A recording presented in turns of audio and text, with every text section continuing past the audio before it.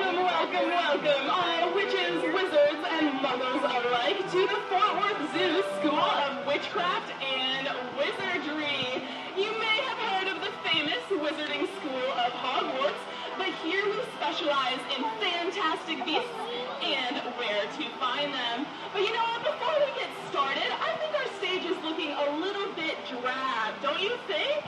Will you guys help me in adding a little flair to the scenery? Alright, I'm going to need your guys' help. Everybody get out your wands, or if you don't have one, you can use your fingers. We're going to point it to the stage, and on the count of 3, we're going to say Lumos. Alright, here we go. 1, 2, 3. Lumos! Oh, there we go. That looks pretty good. You know, I think we need one more thing. Let's see. Descendo. That is much better.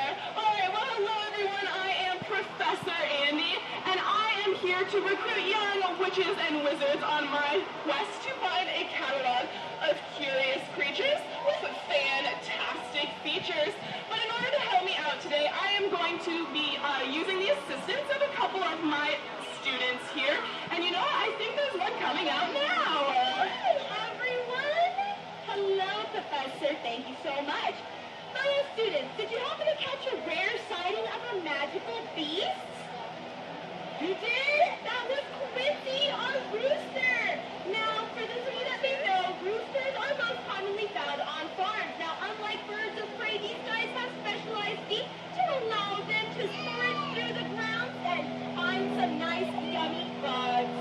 That is very true. Thank you so much, Maria. Well, you know what? We are going to try to find a lot of curious creatures here today. And in order to do that, we are going to need the help of a map. And I'm expecting it to be delivered any minute now. Oh, look! It's Thornton, the great horned owl! I've always liked owls, so why were they chosen to be our magical messengers? Well, you know what? Owls, as you can see, are excellent flyers. And if you were listening very closely, you would have noticed that you couldn't hear Thornton flying. That's because owls have silent flight. That makes it super helpful when they are trying to deliver those magical messages all across the Muggle world. But you know what? They have a lot of excellent adaptations that help them to survive aside from that silent flight. I'm sure you will notice that Thornton here has huge eyes. Right? If we had eyes of a similar proportion to the owl here, it would be like we had grapefruits in our head. That is how big those eyes are. And you know what? These guys can see in almost complete darkness just as well as you and I can see during the daytime. They also have an excellent sense of hearing. Now, I hear that there is this Muggle sport called, I think it's football. Do you guys know what this sport is? I have not heard of this sport. Well, I was told that if Thornton were to perch on one goalpost, yes, a goalpost, then he would be able to hear a mouse scurrying all the way in the other end zone. That's how excellent their hearing is. Professor, you brought us the famous Marauders map. Indeed, it is the famous Marauders map. For those of you that know, this map is famously used to locate people around the grounds of Hogwarts.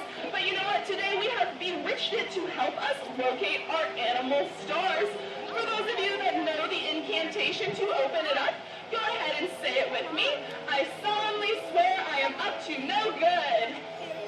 All right, and it is indicating that our next animal, I'm not quite sure. I think it's actually stuck behind this door here. Oh my gosh, what are we going to do about that? You know what? I think I'm going to need some help of some magical talent. Is there anyone in the audience that wants to help me out with this? Anyone at all? All right, let's see. Yes, how about you? All the way over here. Yeah, you can come on up here. Very good. All right, well, will you tell me what your name? Joshua. Awesome. All right, Joshua, well, I'm going to let you borrow my wand here today. And what we're going to do you see where that door is shaking? Okay, well, we're going to do a very special spell to help open it. And it is Alohomora. All right, so on the count of 3, I'm going to have you say it, point the wand at the door, and we're going to try to hopefully let that special beast out. Okay, are you ready? 1, 2, 3. Alohomora! Oh, good job! But you know what? Here, you can take a special gift as a thank you, and I think you're going to be expecting your Hogwarts owl any day now.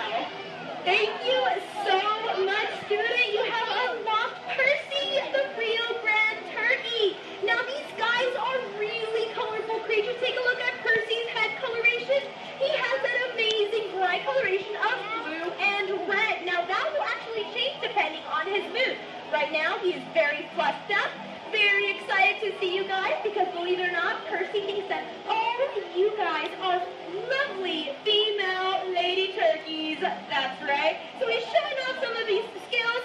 Some of them, his head coloration, how fluffed up he is on his feathers, and also take a look at those wings. They are dragging on the ground. Now, out in the wild, these guys will drag those wings, hopefully creating much noise with the leaves and the twigs or anything that he can find on the ground to make noise. Now, what's one common noise that you guys know turkeys make? Gobble, gobble, gobble. Exactly right. So, Percy here, like other turkeys, make that sound, and believe it or not, they make that sound to attract female turkeys. Now, if you guys notice, he does have that nice long feather on his chest. That is actually called a beard. So, believe it or not, it is not beard. It's not made out of hair. It's actually a feather. We're actually dancing right now. Lovely, Percy. All right. Up there. Well, Percy is indeed quite an amazing magical beast. And you know what? They're found right here in our great state of Texas. They're one of the most commonly found turkeys right here, and that is pretty magical indeed. Well, he did a pretty great job. Let's give it up for Percy, everyone. Yes, indeed. All right. Well, I'm going to reassess my map here, and we're going to... Oh, my gosh. Wow. I found an next animal. Would you look at that? That's a snake. It's the Sigil of House Slytherin. But, oh my gosh, I don't understand. Why didn't it show up on the map? Maybe because it's too small? You know what? I think you're right. I think it's too small. Do you guys think it's too small? Yeah. All right. I actually have a special spell to help this one out. All right. Here we go. Hold on. Don't point that thing at me. Gorgio. All right. There's something pretty magical happening back there. I'm not quite sure. Oh my gosh. It's getting bigger. It's getting bigger. And, oh my gosh. Would you look at that? It is a bigger snake right now. This here is Rose, and she is a Colombian boa constrictor. Like I said before, this is indeed the Sigil of House Slytherin, and that is pretty special. Now, snakes sometimes get a bad reputation because they can be seen of as spooky or a little creepy, but snakes are actually very important to have around. These guys are predators, so they're going to have to hunt and catch their food. So they're going to wait around down in the rainforest floor. These guys live in South America, and you can see that beautiful coloration that Rose has on her back. It helps her blend in very well. So she's going to wait for a small mammal to come along, and then in an instant, she's going to strike and wrap her body around that small animal. And then she's going to get out maybe a fork, a knife, take a little bite here, take a little bite there. No. She doesn't even have arms or legs. She's going to eat that animal in one big gulp. And so in order to help her do that, she has very stretchy ligaments on her jaw, just like a rubber band. And if you guys go ahead and feel your lower jaw right now, you'll feel it's one big bone, right? Well, snakes, they have two bones in their lower jaw. It allows her to open her mouth incredibly wide. But no need to fear, because Rose could never eat a human. Even the smallest human here is way too big for Rose. The biggest thing she could eat is something about the width of her body there. So maybe a guinea pig, that's about it. Well, you know what? I've been having some really great magical talent here today, and I think I'm going to recruit some more students for helping me out with Rose here. With a raise of a hand, I'm going to pick a couple of volunteers. All right, yes, you right there. Pikachu, yes? You can come on up. Yes, in the pink tutu. Right here as well. Yep, with the sucker. And yes, right here. Okay, guys. So we're going to come on up on stage.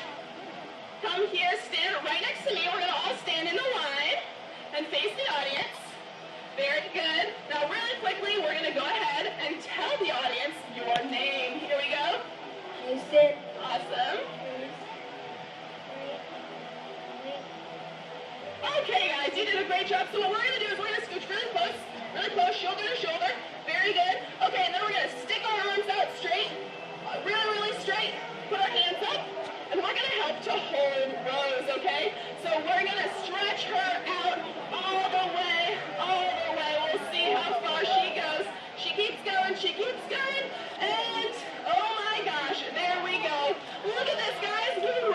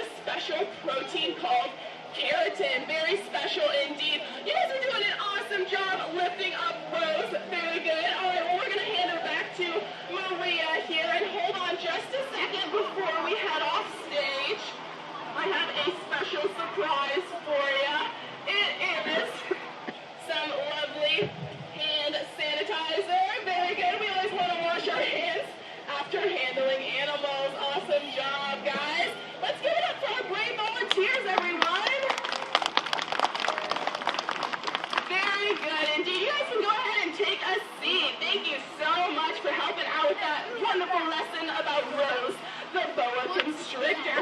Well, as you can see, Rose is indeed a pretty impressive snake, and snakes are really important to have around because they act as natural pest control. So maybe they're not as creepy crawly as we once thought. Well, you know what? We have seen some pretty incredible magical beasts here today. I don't think we're going to need the help of this map anymore. If you know how to close it up, go ahead and say it with me. Mischief managed. Awesome. All right, well, I think our owl friend is going to come to help take back this map any minute now. There we go. Awesome! Wow! We've seen all these amazing creatures. Thank goodness we had magic to help find them all. You know what, Maria? We don't actually need magic to find incredible wildlife. It can be found all around you. Texas, right here, we have incredible biodiversity with over 600 native species right here in our own backyard.